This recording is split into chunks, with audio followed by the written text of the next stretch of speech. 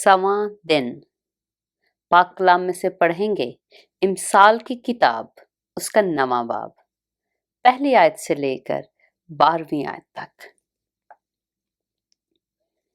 हिकमत ने अपना घर बना लिया, उसने अपने सातों सतून तराश लिए हैं। उसने अपने जानवरों को ज़बह कर लिया और अपनी मैं मिलाकर तैयार कर ली।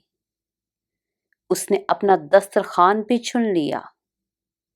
उसने अपनी सहेलियों को रवाना किया है। वो खुद शहर की ऊंची जगहों पर पुकारती है।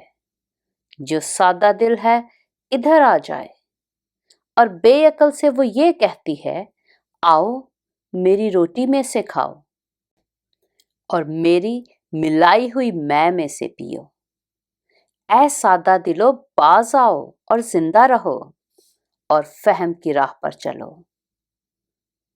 ठट्ठाबाज को तंबीह करने वाला लान तान उठाएगा और शरीर को मलामत करने वाले पर धब्बा लगेगा। ठट्ठाबाज को मलामत न कर, ना हो कि वो तुझसे अदावत रखने लगे।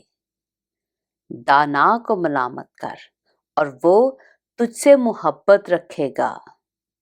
दाना को तरबियत कर और वो और भी दाना बन जाएगा। सादिक को सिखा और वो इल्म में तरक्की करेगा। खुदावंद का खौफ हिकमत का शुरू है और उस कद्दूस की पहचान फहम है, क्योंकि मेरी बदौलत तेरे अय्याम बढ़ जाएंगे और तेरी जिंदगी के साल ज्यादा होंगे।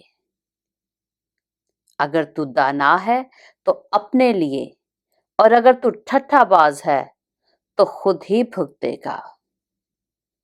पाक कलाम के पढ़े और सुने जाने पर खुदावंद की बरकत हो।